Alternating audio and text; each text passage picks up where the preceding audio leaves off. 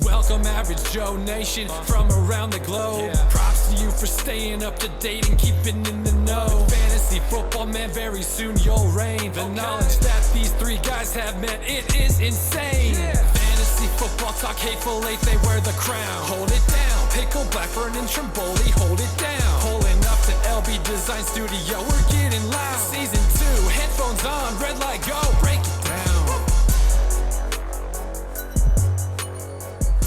Welcome back to the Hateful Eight Fantasy Football Podcast, and I'm your host, Pickle. With me, as always, Blackburn. What up?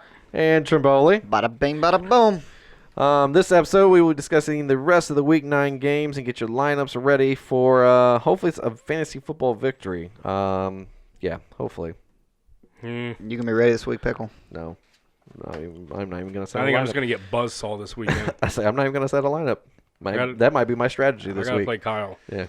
So. Oh, come on. Cow. All right. As always, don't forget to follow the show's Facebook, Twitter, and Instagram accounts. Instagram. Oh my gosh. I'm just going to move on. All right. What? I tried to be funny and I actually butchered it worse. All right. Now It's your bull. It is your bull. Oh. No, it's got to bull. be your bull. All right. On to the Week 9 good, the bad, and the ugly. Oh my gosh. Weekly starts and sits. The good, the bad, and the ugly. I am the bad and the ugly in this one. So, the good, the bad, the ugly, presented by StatRoute. Dominate your league. Get the stats used by the pros. Any stat, any player, any team. Available in under 5 seconds. Head over to StatRoute.com. Use the promo code HATEFULFF for 25% off your subscription. So, who had the 1 o'clock games? I don't even remember. Did I? I had Prime. You have the Prime. I got the 1 o'clock games. There we go. There it is. All Hey, right. you're back. And I'm back. Anyways, all right, the first game I've got is Chicago at Buffalo. If you watch the Monday Night Football game, you'll realize that the Buffalo defense is horrible. And if you've watched anything from this year, Chicago's defense is really good. So I just don't expect Buffalo to do very well. And I think it's going to be a complete beatdown by Chicago all around.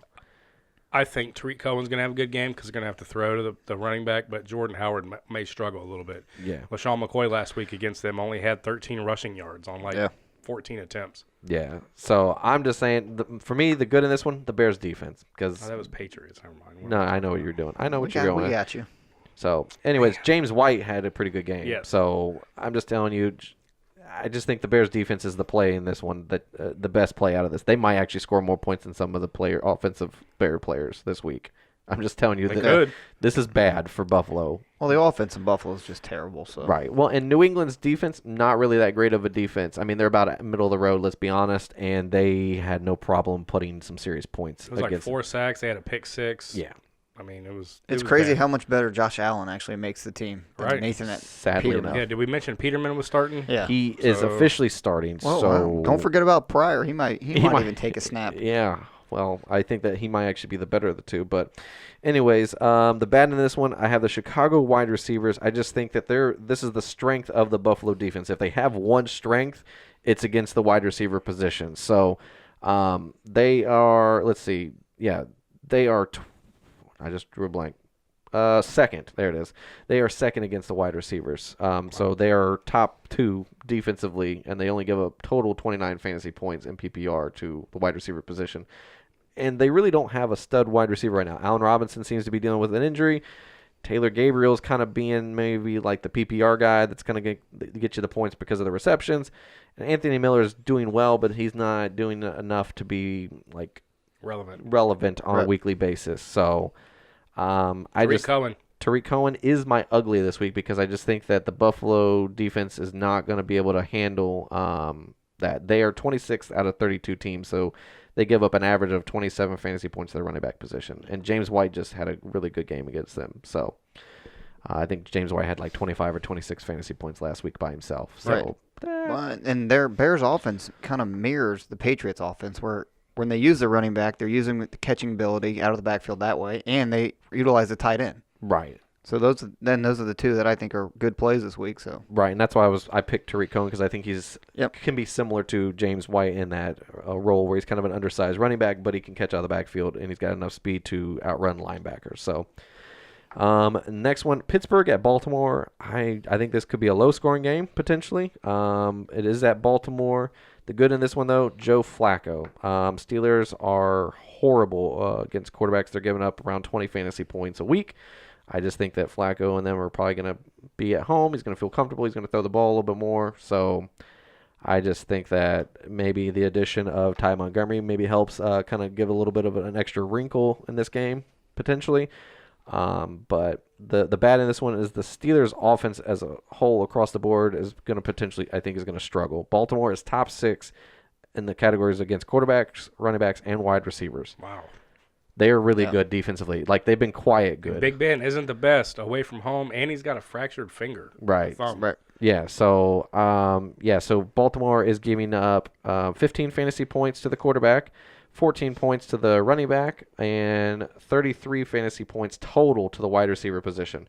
They are struggling against the tight end position, though. So potentially Jesse James, Vance McDonald, but I just think that this offense as a whole could potentially, for Pittsburgh, be struggling this week. I'm not saying that you sit any of them because they're all you have to play them because they're all fantasy relevant.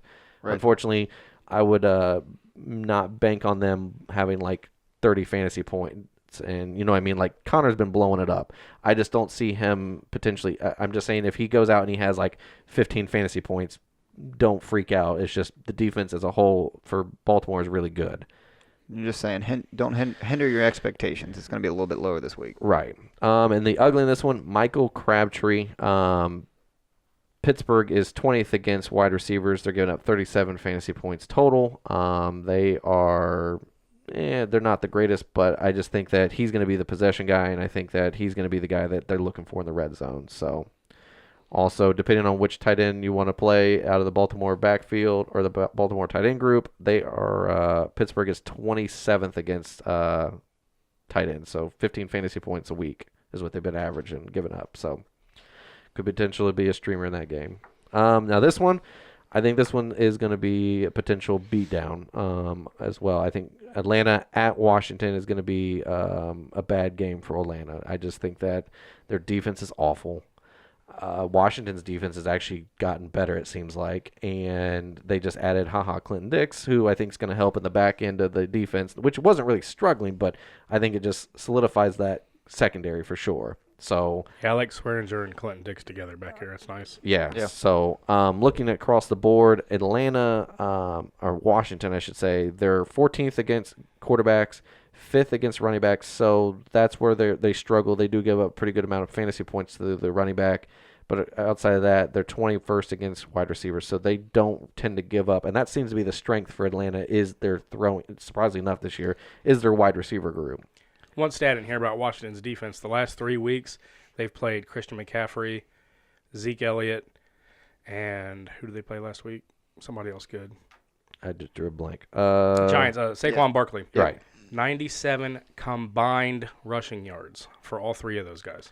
Right. I was going to say, they're number 5 against the running back position. So they're only giving up 19 fantasy points. So your Tevin Coleman and Ito Smith may not be good plays this week. Well, you're going to get your fantasy points from the catching running backs. I'm talking about rushing yards. You're not going to get many points, but all 3 of those guys catch too. Right. So the good in this one for me is AP, and that's for 2 reasons. One, Chris Thompson is dealing with a rib injury. He may not go, and even if he does, probably going to be limited.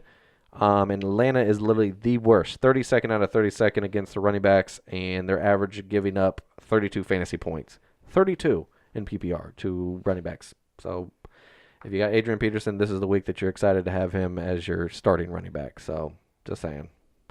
Falcons running backs is the bad in this one, and that's because, like we said, top 5 against the run. They're only giving up 19 fantasy points, and I think this is where they're going to struggle offensively. Atlanta is primarily, but the ugly in this one, Austin Hooper. Now this is the one weakness that the Washington defense has, and they give up about 11 to 12 fantasy points a week to the tight end position, and Austin Hooper seems to be Matt Ryan's comfort blanket now. So if you need a tight end last minute to stream, Austin Hooper might be somebody you're looking at to play this week. So absolutely, I like it. And now this one's an interesting game. Detroit at Minnesota. So Detroit's kind of come on and done really well, and Minnesota's kind of been riding it out average offensively, surprisingly enough, outside of Thielen, let's be honest. Thielen is just destroying. He's on people. another level. Yeah. He is, to now, be honest. So, we're right. So, that's what I'm saying. So, now you don't have Golden Tate in that offense anymore, so Kenny Golladay steps into that, I think, possession role. Marvin Jones. Yeah. Jones showed back up. Yep. I like it. So the good in this one, Kyle Rudolph, and it's because Detroit is 29th out of 32 teams. They're giving up 15 fantasy points a week to the tight end in PPR setting. I told you Kyle Rudolph wasn't going to play well last week. He ended up not doing very well. He had a touchdown potential called back, which would have made him relevant, but unfortunately he didn't do very well. But this defense, Detroit, does give up a lot of fantasy points, so to the tight end position specifically. And the bad in this one, Kerryon Johnson. Minnesota is top 10 against the run. They're only giving up total 20 fantasy points, and I think that Detroit's going to have to throw the ball to win this game. Right. I still think Carryon's holds his PPR value though, because now with Tate off the team, Right. they're gonna have to throw the ball a lot more to the running backs, and Theo Riddick could actually see an uptick also. Right. Well, and that's where I'm kind of going at. I think that Kerryon Johnson, you're going to play him because more than likely he's your RB2, but I'm just saying be careful and not expect the moon from him this week. Fair enough. But the ugly in this one, Latavius Murray. And this is because this is the worst part of the Detroit defense. They give up a total of 30 fantasy points to the running back position.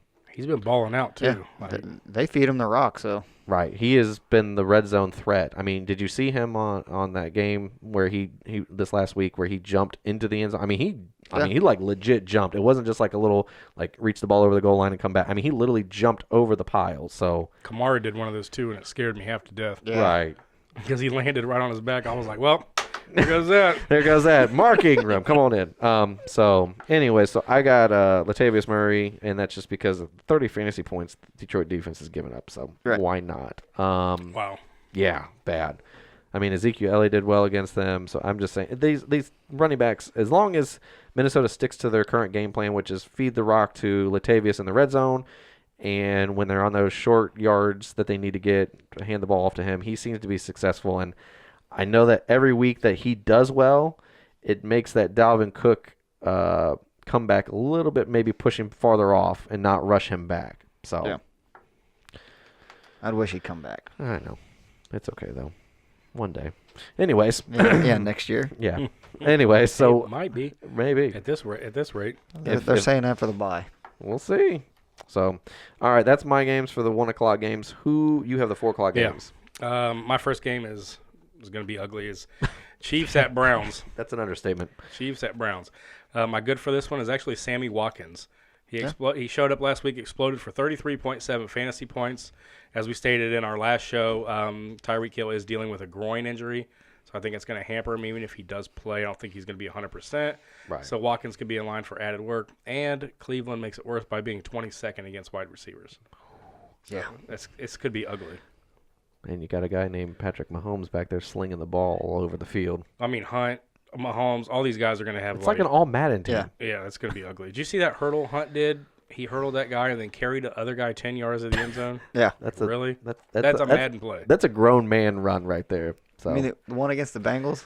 Yeah. He did it Well, against Brait. Yeah. I didn't want to throw that out there. No, it's unreal. When a Yeah. guy does that, you got to give him kudos or something. That's unreal. My bad for this game is Antonio Callaway. He's averaging 7.4 points a game. He's fourth on the team in receptions behind Landry and Njoku and Duke Johnson. He's only a deep threat potential. I think he's TD dependent only. Mm-hmm. And KC's 17th against wide receivers, so they're not bad, but they're not that good either. Right. I just don't think he's a good play this week, especially with the uncertainty of that offense right now. yeah. My ugly is Nick Chubb, 18 touches per game since Hyde left, and the game script. I think the game script could favor Duke Johnson a little more, but both of these guys could get a lot of snaps. Kansas City's 31st against running backs. They're averaging 5.2 yards per carry. Well, and I see the new OC trying to get the running game going Early. because that will help Baker Mayfield. Well, So. Greg Williams is a defensive-minded coach. I could see them totally doing a run and play defense, field position type, old Right. school game. Try to own the clock. You know, I mean, they're not going to listen. They can't get in a shootout with KC. They're never going to win that. Yeah, if you can run Chubb and try to limit possessions for Mahomes, that could be the best way that they can win. I agree. I would say best defense is sometimes your offense and milking the clock. So True story. My next game is the Jets at the Dolphins. My good for this one is Danny Amendola. He's averaged 16 points per game since Brock Weilers took over. yeah. He's the most targeted wide receiver in that offense, and the Jets are 28th against wide receivers. You want to talk about an injury? I thought he was done potentially when he went up over end. You're like, oh no. Yeah, that was ugly. Devontae Parker showed up. Yeah. Out of nowhere. He thought he was getting traded, so he had to ball out. They're like, oh, you actually can play? No, we're not trading you. You can stay in Miami. Yeah, he was my bad last week, and so was Sammy Watkins, and they both blew up. Yeah. Anywho. Yeah. My bad for this game is Sam Darnold. He's only averaging 14 points per game. He's got 10 interceptions this year. He's struggled immensely, especially with Enunwa out and Anderson nursing that ankle injury. Dolphins are 5th against quarterbacks, so that's a good matchup. Not bad. It makes you happy to say that too, doesn't it? What? Darnold. Yeah. I don't like Darnold. I know. That's why I said Look. he's all smiles over there. Yeah, just whatever. Anyways, go on. Barkley's Rookie of the Year, okay? I'm just going to throw that out there. Yeah, I agree. Listen, I agree. True. My ugly for this one is Isaiah Crowell. 13 points per game. He's the bell cow back, especially with Powell being on IR. McGuire's coming back off an injury. I don't think they're going to throw him right into the fire right away. He's going to slowly get adjusted.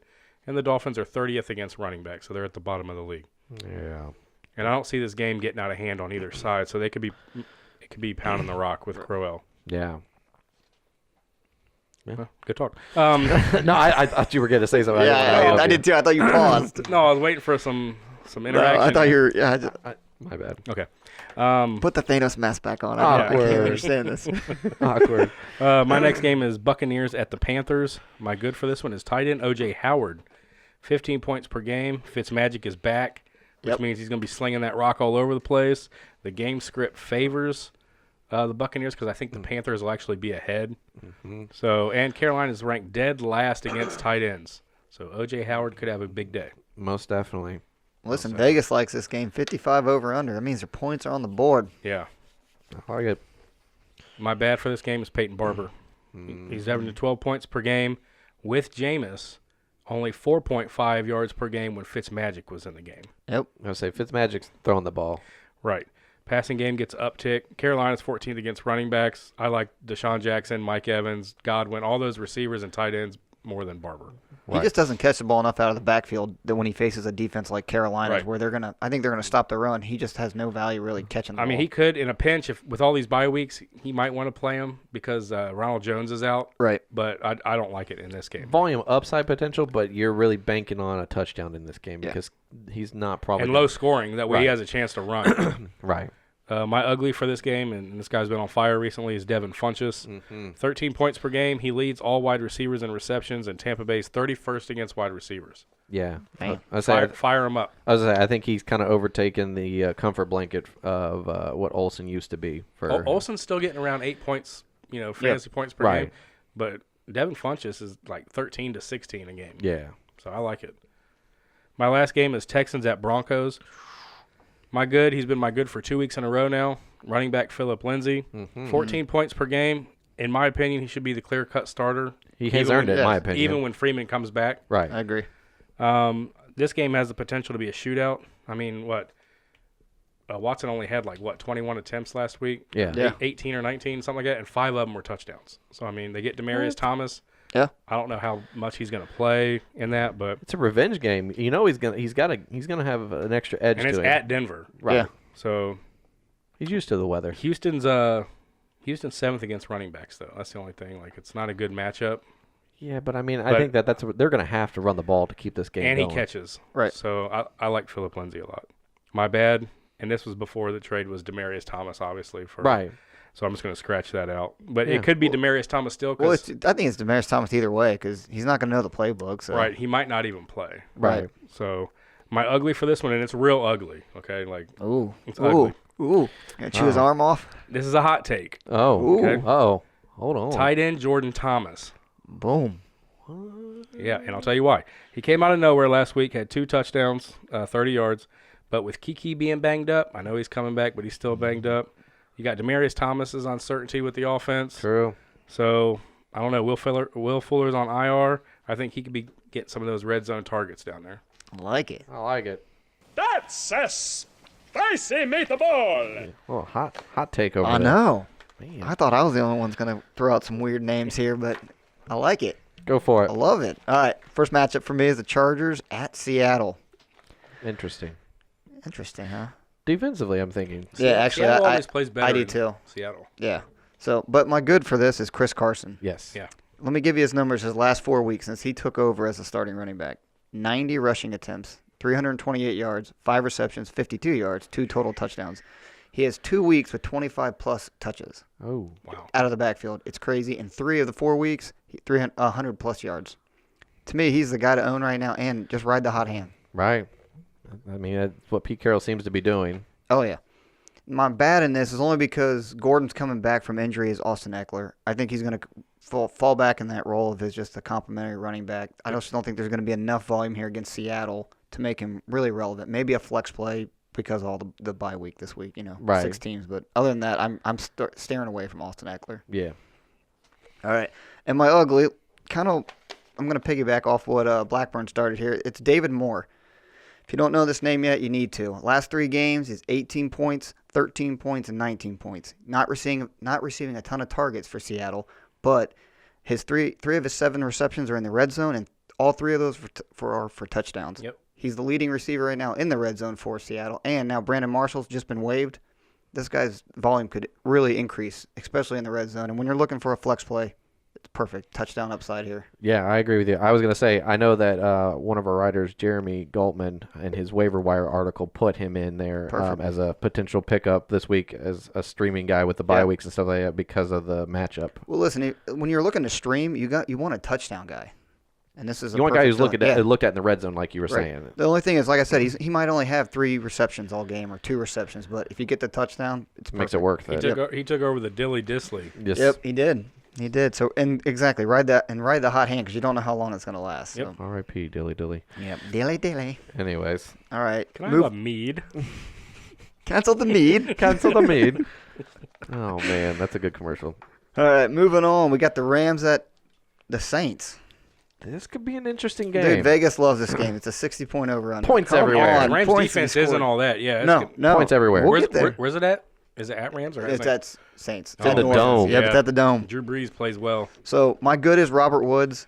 Saints are terrible against the wide receiver position. They're giving up points all over the board. Also, I still like him even if Cooper Kupp plays. Yeah, most definitely. I like all 3, actually, if they play. Yeah.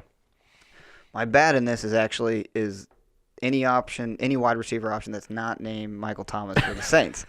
I know true. there's one of these wide receivers are gonna break out. I just can't tell you which one's gonna be. I don't really want to play that shuffling of who's it gonna Meredith be. or Right. Traquan Smith. I mean, things like that. And the Rams defense, for how bad they've been against in general, they're pretty good against the wide receiver. They're only letting up 6 plays that have gone for 40 more yards to the wide receiver. So your big, your downfield guys that the Saints love to throw out to, your Gins and your Traquan Smith. Yeah.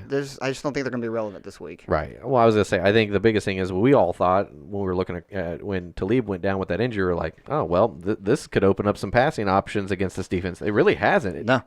I mean, the run game maybe, but. Yeah. I think it's the possession guy that they get beat by. Right. So like the Thielens and. Right. And Michael Thomas is going to be the possession guy. Exactly. He is the wide receiver in that offense. Right. And my ugly this week, and you're probably going to play him because you're hurting at running back, is Mark Ingram. Yep. I agree. This week I think it's the guy that catches the ball out of the backfield. I think it's Kamara who's the better matchup this week. I think he's set for a big game. I think Ingram's going to struggle. And Kamara seems to be getting a lot more red zone opportunity that I thought Ingram would get. Right. That also is a way bigger uptick for Kamara than Ingram. Right. I was going to say, I looked at it. The snap count still, I mean, it's literally, it really is neck and neck in the way that when you're watching the game as an Ingram owner, and I'm sure as a Kamara owner, you're sitting there, you're like, okay, so which running back's in on this play? Well, it surprised me last week when they got in the red zone. Kamara went in both times. Ingram got him down. He had a couple big runs that got him down to the inside the 5 or whatever, that one play. And I'm like, all right, sweet. He's gonna get in the red zone. He's gonna have a touchdown right here, opportunity.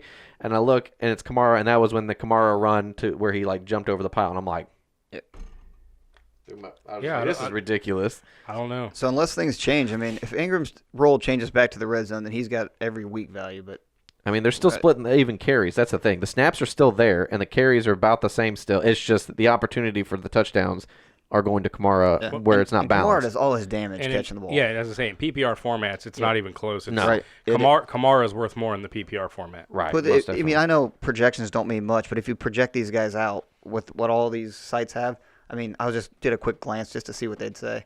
Kamara's like projected at like 25.5 at PPR, and Ingram's down at like 11. Yeah. That's a huge difference between these two players. Right. Ingram's doing more damage in the carries and the rushing yards versus the receiving yards and receptions like Kamara's doing. Right. So, All right, moving on to the Sunday night game. Again, points are going to be everywhere. It's Green Bay at New England. I like this game. I do too. GOAT versus GOAT. Yes. Yeah, exactly. So obviously you're playing both quarterbacks. Yes. But my good is Jimmy Graham. New England struggles against the tight end. They're tied for the worst of Yeah. giving up 5 touchdowns so far this year. So I mean, Jimmy Graham's probably due for a touchdown. It's in the under the lights. It's in the prime time. Oh yeah. So why not? Well, and this is probably going to rub everyone the wrong way, but I really don't care. My bad is Gronk. He is not healthy. FYI. Yes, exactly. And Packers are great against the tight end. They haven't let up a touchdown yet. They've only allowed 296 yards to this point to a tight end. Listen, Gronk is more of a decoy right now until he's healthy. Right. I was gonna say. So in reference to that, with going back to Buffalo's game, Buffalo pretty much negated him. I mean, he could have had a potential big play that got called. That wise, he could have had opportunities to get touchdown wise. But Buffalo was top 10 against the tight end position, and they pretty much eliminated Gronk. The thing is, like, if you watch Gronk, he's not the healthy Gronk that we saw early on in the year. He's not as fluid. No. He looks stiff. He looks more like, I was gonna say, he just seems like he's just managing the pain. He looks like RoboCop running down the field. Right. Exactly. That is actually a really good analogy. It's perfect for him. Right. He just looks like he's straining And to Brady- do any and out of Brady any. overthrew him a couple times, but yeah, he's not the Gronk that we're all Right. used to seeing.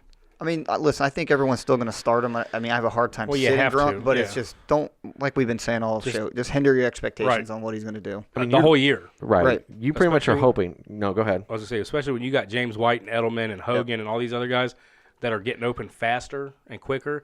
Brady's getting that ball out of there so he doesn't get hit. He doesn't have time to watch RoboCop get open. Right. And I mean, and Sony Michel's going to come back here soon, in the next week or two, and that, I mean, I just think that's going to pretty well eliminate Gronk out of this equation. I mean, when Gronk and Hogan and Gordon are pretty much fighting for that option number 3 wide receiver potentially in that offense, that's never a good sign. And like you said, RoboCop is actually a really good analogy. It really is. That's When what you I think mean. about When it. you think about it, when you watch it play, if you go back and watch the highlights from the Monday night game, watch Gronk run some of these routes. I mean, he just doesn't look healthy. He just looks like you said, like he looks stiff. He just looks like he is not.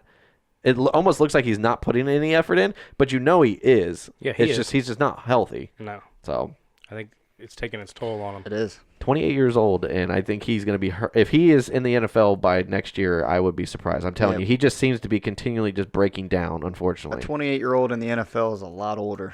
Right. Well, It's yeah. like dog years. Plus Right, his- it's plus like his 60. body. Amplifiers. What, he's 6'7", Yeah. 6'8". I mean, he's How many back injuries, though? right. I mean, that's That's unreal. Well, to round out this game, my ugly is Aaron Jones. Now with the news that Ty Montgomery's gone, I think he's going to get more volume than he's already getting, and New England's allowing an average of 22 points to the running back. I know Rodgers is great. We all know that. Okay, why aren't they running the ball more? Do you have with the Aaron opportunity? Jones? No idea. Why not? I was going to say, he's doing well, so why aren't you? Yeah, I Does mean, you know, McCarthy got Rodgers something against him? Rodgers' leg is still banged up. Okay, so wouldn't you want to take as much pressure off of him as you can? Right. I mean, to me, it's just easier to turn around, hand the ball off on a 3-step, turn around, hand the ball to Aaron Jones. Remember a couple years ago when Eddie Lacy played there? Yeah. All the screen plays to Eddie Lacy that were going for like 60, 70-yard touchdowns? Aaron Jones is more than capable of doing that. Right. I don't understand.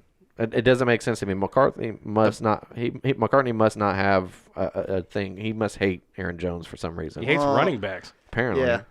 But, Rodgers, his ego alone has probably set it up where, hey, I don't want to hand the ball off. We're going to pass it this He many said he times. wanted I Aaron get Jones to be that, his but- guy.